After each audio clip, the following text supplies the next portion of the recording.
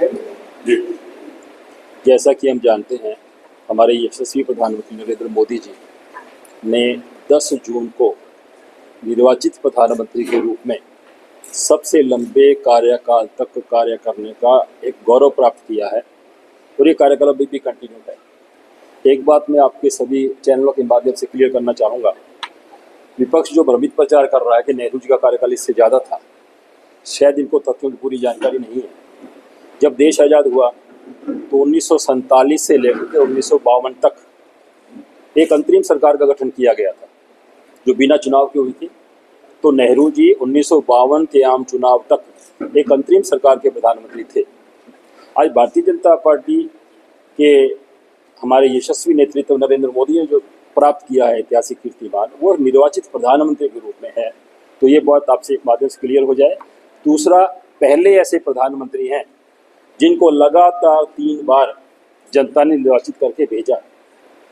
नरेंद्र मोदी की एक और बात बताऊं आपको, जिंदगी में आज तक तो चुनाव नहीं आ रहे, लगातार चुनाव जीतने का कीर्तिमान भी इन्हीं के नाम है।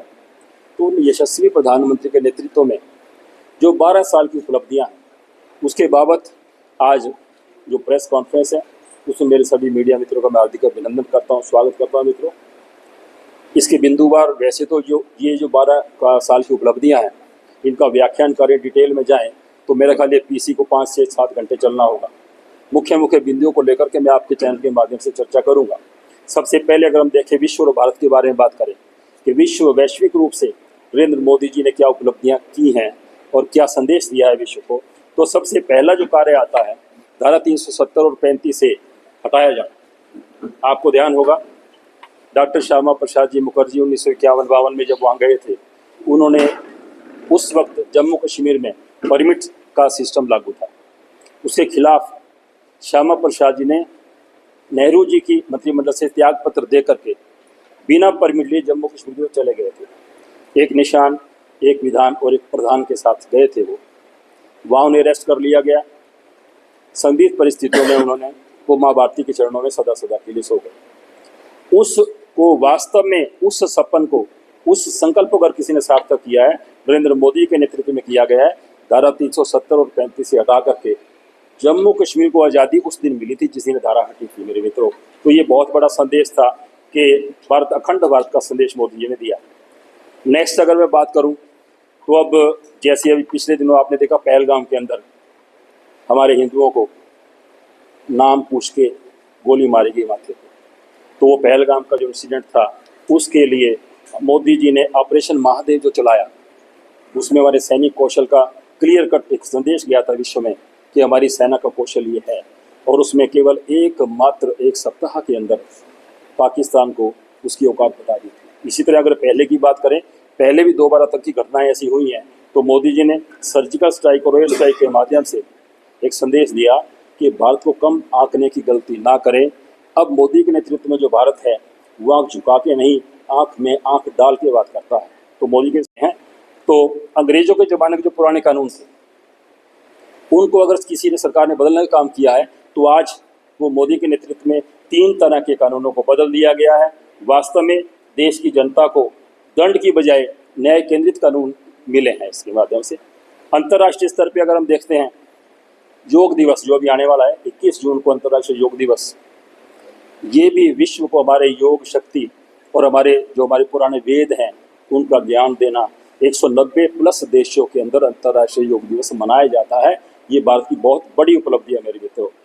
अगर हम स्पेस की बात करें, इसरो के माध्यम से चंद्रयान 3 की ऐतिहासिक सफलता और आदित्य L1 मिशन, गगन मिशन, ये जो मिशन है, ये मिशन भारत की स्पेस ताकत को भी दिखाते हैं और उससे लोहा मनवाया गया। आज दुनिया के जो गिनती के देश है कि उनके अंदर भारत शामिल है स्पेस अपने उपलब्धियों के बारे में मेरे मित्रों। 2014 से लेकर के विश्व की जो अर्थव्यवस्था 2014 में 11वें स्थान पे थी।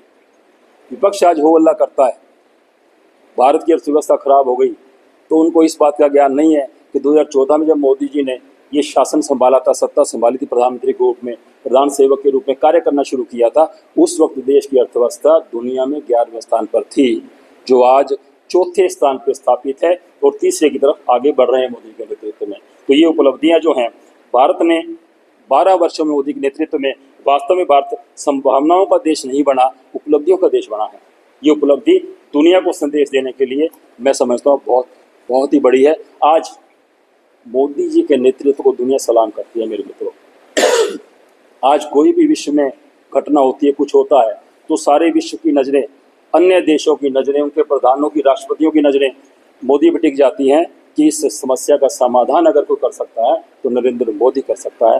तो ये ताकत जो है हमारे देश की ताकत है, उस नेतृत्व की ताकत है। अब अगला अगर मैं बिंदु लेता हूँ, मोदी जी ने संकल्प लिया हुआ है सबका साथ, सबका विकास और सबका विश्वास। उस मंत्र को भी स्थापित किया है। मोदी जी ने अपने 12 वर्ष के कार्यकाल में ऐसा कोई कार्य नहीं किया जो किसी वोट बैंक की राजनीति से प्रेरित हो या किसी वर्ग विशेष को लेकर के किया गया।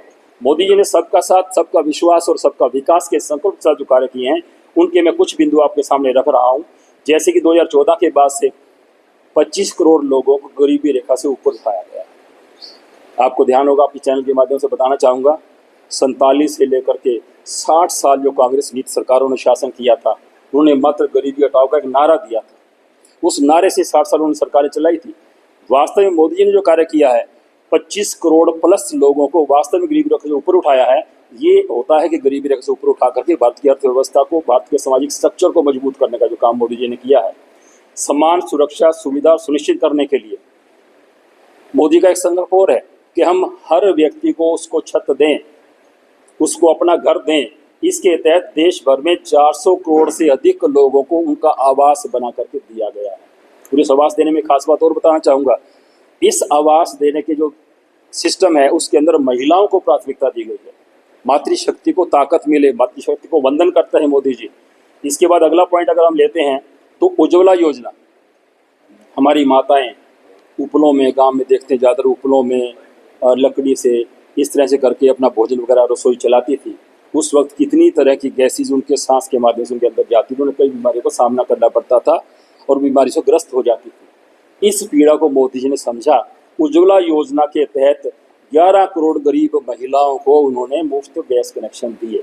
एक सोच है मोदी जी की कि युवाओं में अगर कौशल होगा, कौशल से वो स्वरोजगार अपना पैदा करेंगे और अन्य को रोजगार देंगे। सरकारी स्कूलों में IIT, स्वास्थ्य, फैशन, कृषि के लिए 200 से ज़्यादा कोर्सेज मुफ्त कमर्शियल रूप से शुरू किए गए हैं। इनमें युवा एक कौशल प्राप्त करता है और कौशल के तहत अपना रोजगार स्थापित करके, ताकि उसे किसी तरह बेरोजगारी का सामना ना करना पड़े। मित्रों, इसके अलावा चाहे प्रदेश की हरियाणा की बात कर लें, चाहे केंद्र की बात कर लें, रोजगार मेलों का आयोजन किया जाता है। अक्सर आप देखते होंगे मीडिया के माध्यम से भी 12 लाख प्लस युवाओं को नियुक्ति पत्र आवंटित किए गए हैं।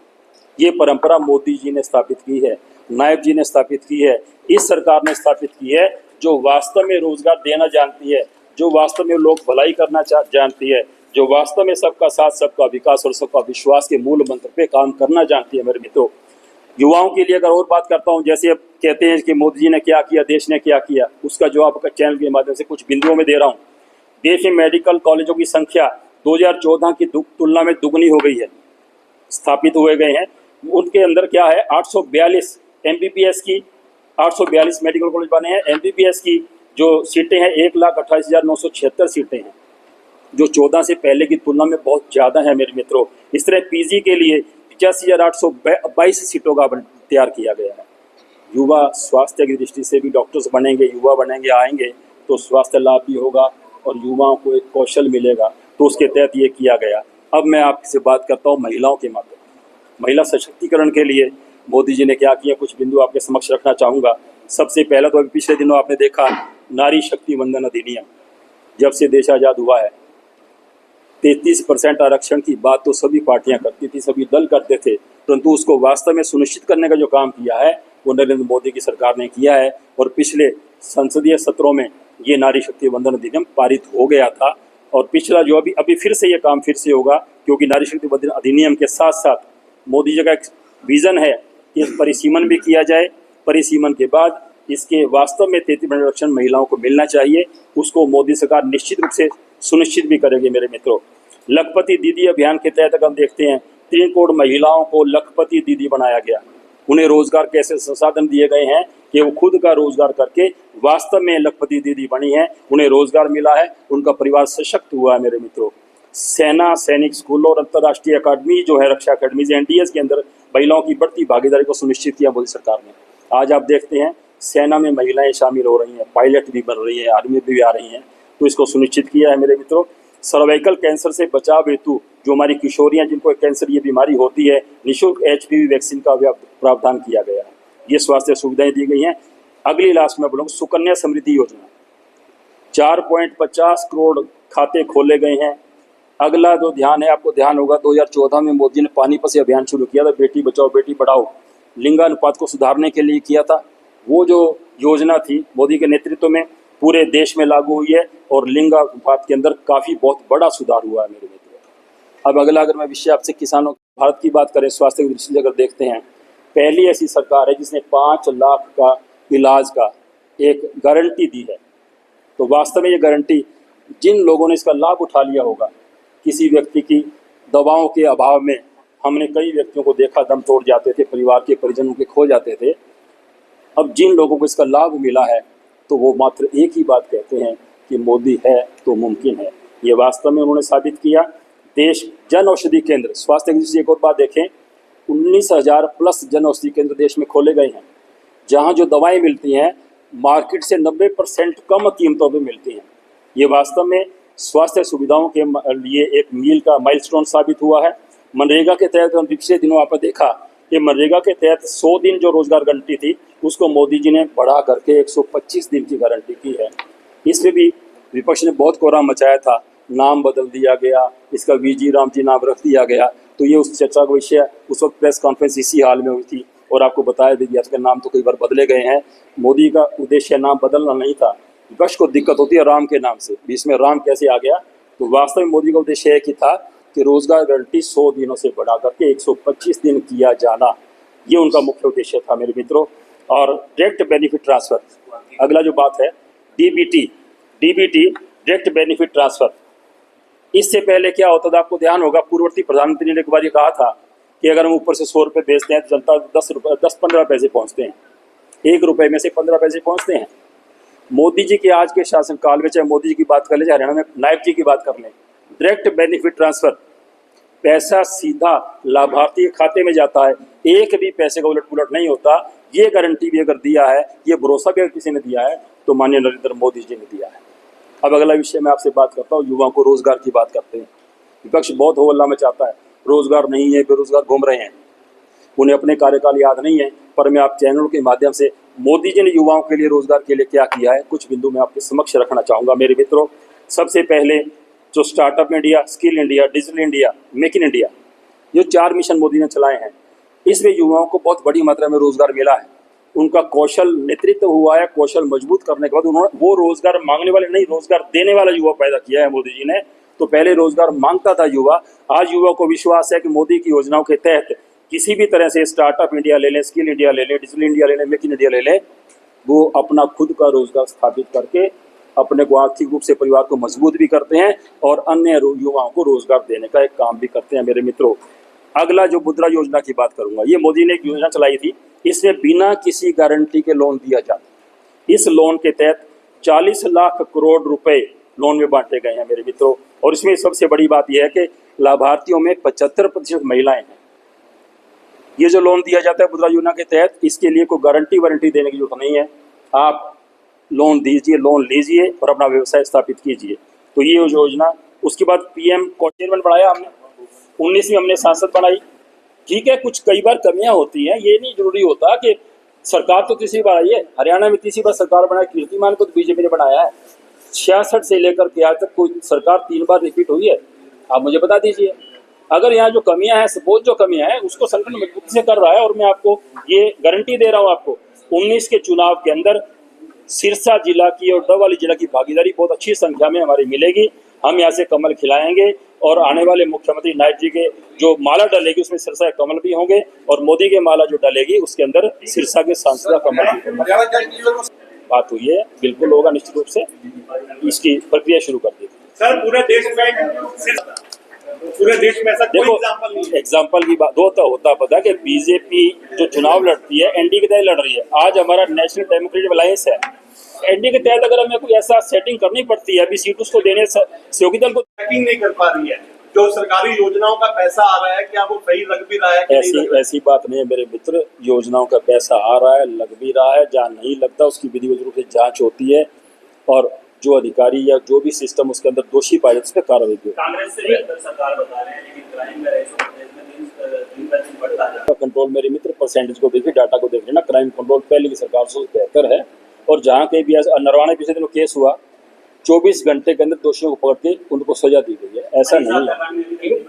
मनीषा ध्यान क्लियर आपका है, हुड्डा गवर्नमेंट में एनकाउंटर खोले गए थे, क्राइम का रेशो एकदम डाउन आया था, लेकिन इस गवर्नमेंट के अंदर आपको एनकाउंटर हुआ तो है, नरवाना बता तो रहा हूँ। दूसरा मामला है ये, जो इंटरनेशनल क्राइम जिसमें इन्वॉल्व है, दूसरा मामला है। तो अगर ऐसा है तो जांच चल रही होगी, इसकी जांच चल रही होगी। तो जैसे जा सकते कार्रवाई नहीं कौन सी सीएम में 5 साल लगे, आप सीएम में टेबल पे रखो भाई, सीएम में 5 साल लगे हैं। कौन आए जा रहे हैं, कौन आए जा रहे हैं, सरकार व्यक्ति की मकान से ज्यादा कर रहे हैं, उनको आज तक कहीं भी दिया जाता है। डॉक्यूमेंट्स दीजिए, आप उसके कार्रवाई करवाएं।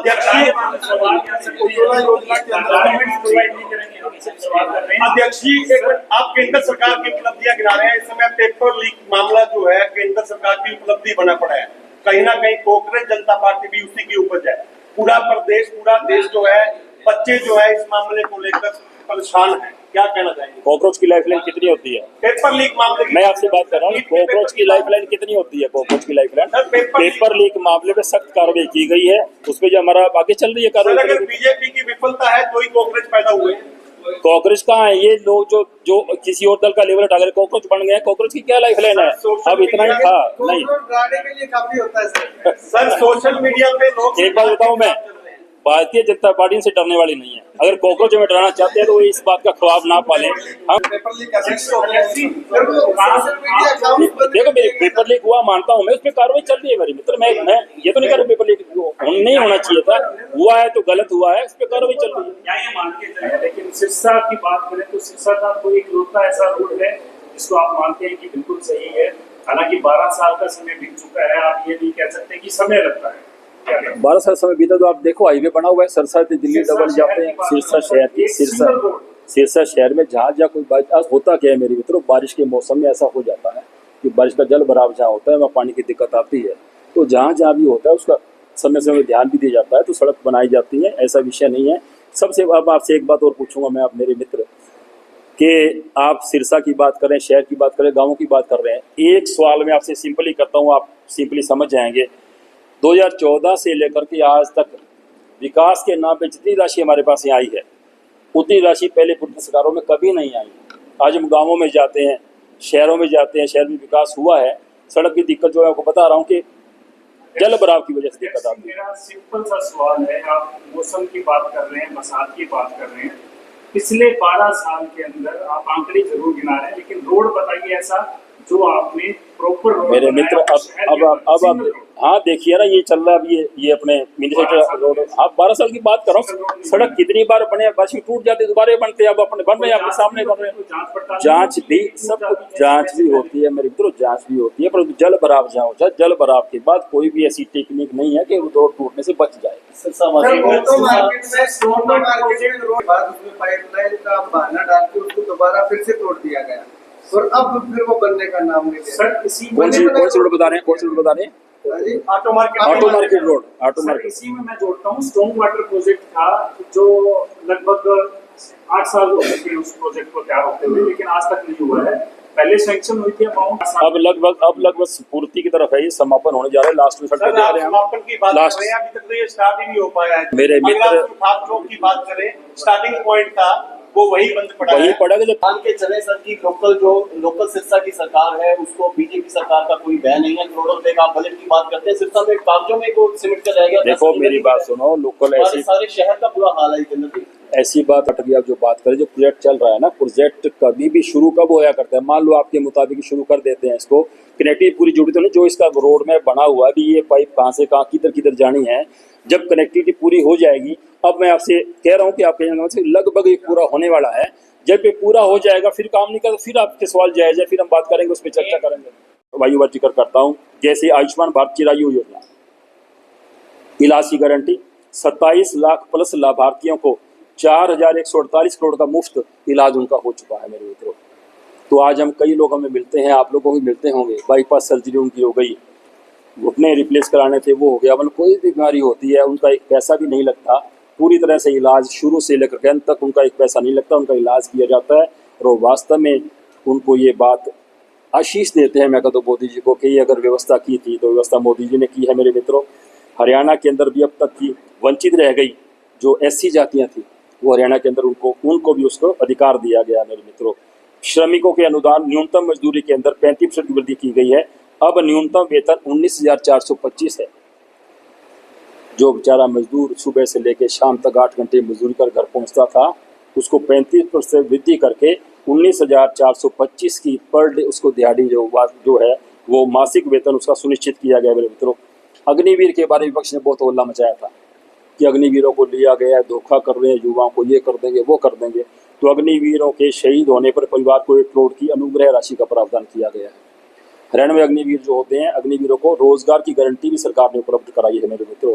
उसके बाद अगर हम बात करें मुख्यमंत्री आवास योजना के तहत 14 शहरों में 15,256 गरीब परिवारों को और 6 शहरों में 4,211 परिवारों को फ्लैट दिए गए हैं। ये वो मिशन है, चाहे नायब जी पूरा कर रहे हैं, चाहे मोदी जी पूरा कर रहे हैं, कि जिस व्यक्ति के सिर पे छत नहीं है, मोदी जी का ये मिशन है 2047 तक जब विकसित भारत का संकल्प सार्थक हो जाएगा, सिद्ध हो जाएगा, तो देश का कोई व्यक्ति ऐसा नहीं बचेगा जिसके ऊपर अपनी खुद की छत नहीं होगी। इस संकल्प से मोदी जी आगे चल रहे हैं मेरे मित्रों। उसके अलावा जैसे गाँवों में हम देखते थे बिजली कटो, गाँव वाले बिजली के दर्शन 2-3 घंटे के लिए करते थे, 2 घंटे बिजली आएगी जी, बाकी तो नमस्ते है।